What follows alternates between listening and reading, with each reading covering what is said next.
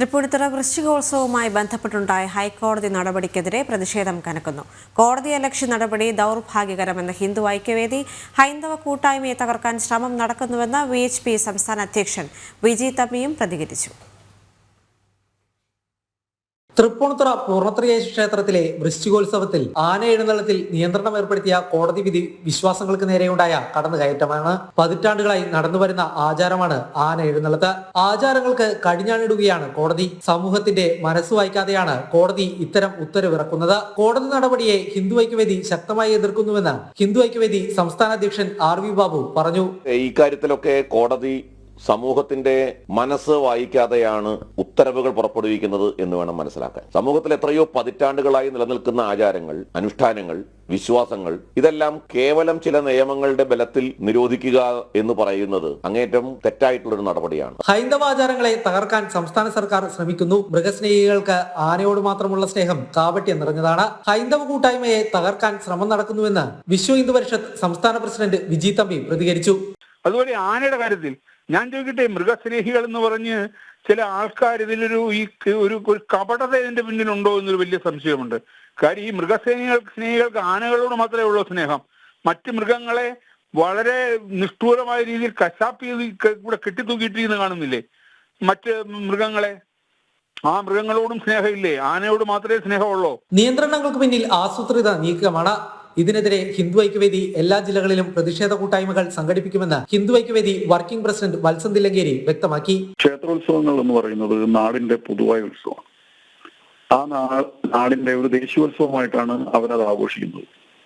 അപ്പോൾ അതാത് പ്രദേശത്തെ ആളുകൾക്ക് സാധിക്കുന്ന രീതിയിൽ അവർ ആ ഉത്സവത്തിന്റെ പൊലിമ വർദ്ധിപ്പിക്കാൻ വേണ്ടി പലതരത്തിലുള്ള ആചാരങ്ങളും അനുഷ്ഠാനങ്ങളും ആഘോഷങ്ങളും എല്ലാം സംഘടിപ്പിക്കാറുണ്ട്.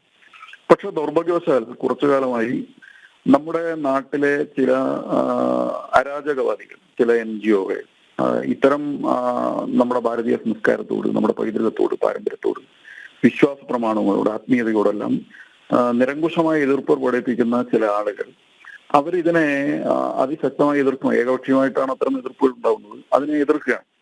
അപ്പൊ അവർ പലപ്പോഴും അതിന് നിയമത്തിന്റെ മാർഗവും കൂടി സ്വീകരിക്കുകയാണ്. കോടതിയെ സംബന്ധിച്ചിടത്തോളം ഇത്തരം കാര്യങ്ങളിൽ അവർ നിയമത്തിന്റെ ചട്ടക്കൂടിനുള്ളിലും അതുപോലെ തന്നെ അതിന്റെ പരിധിക്കുള്ളിൽ നിന്നും മാത്രം നോക്കിക്കൊണ്ടാണ് കാര്യങ്ങൾ കാണുന്നത്. അതിനനുസരിച്ചാണ് ചില ഉത്തരവുകളൊക്കെ ഉണ്ടാകുന്നത്.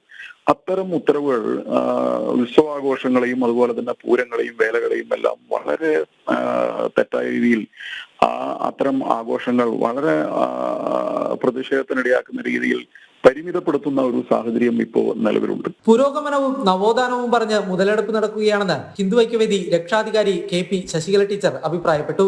ഉത്സവം മുടക്കാൻ ആസൂത്രണ നീക്കം നടക്കുന്നുണ്ടോ എന്ന് പരിശോധിക്കണമെന്നും KP ശശികല ടീച്ചർ പറഞ്ഞു. അങ്ങനെ ഒരു ആസൂത്രിതമായ ശ്രമം ഉണ്ട് എന്നുള്ളത് നമുക്ക് അനുഭവങ്ങളിൽ നമ്മൾ കുറച്ച് കാലങ്ങളായി മനസ്സിലാക്കിക്കൊണ്ടിരിക്കുകയാണ്. കാരണം ഹൈന്ദവമായ എല്ലാറ്റിനെയും നമുക്ക് കോടതിയെ കുറ്റം പറയാൻ സാധ്യമല്ല. കാരണം കോടതി എന്ന് പറഞ്ഞാൽ ഇപ്പൊ നമ്മളൊരു ഡാറ്റ അങ്ങോട്ട് എന്താണോ കൊടുക്കുന്നത് അതനുസരിച്ചാണ് നമുക്ക് അതിന്റെ ഇത് വരുന്നത്. അപ്പൊ ഇവിടെ പലപ്പോഴും മൃഗസ്നേഹികള് എന്നൊക്കെ പറഞ്ഞ് അവരുടെ ഒരു തിരശ്ശീലയ്ക്ക് പിന്നിൽ നിന്ന് മറ്റാരുടെയോ അജണ്ട അനുസരിച്ചാണ് അവർ കോടതിയെ തെറ്റിദ്ധരിപ്പിക്കുന്നത്. വൃശ്ചികോത്സവത്തിൽ ആനയെ എഴുന്നള്ളിച്ചതിൽ ദേവസ്വം ഓഫീസർക്കെതിരെ ഹൈക്കോടതി കോടതിയലക്ഷ്യത്തിന് നടപടി സ്വീകരിച്ചിരുന്നു. ഇതിനെതിരെ ഹിന്ദു സംഘടനകൾ പ്രതിഷേധവുമായി രംഗത്തെത്തിയിരിക്കുകയാണ്. ജനം, കൊച്ചി.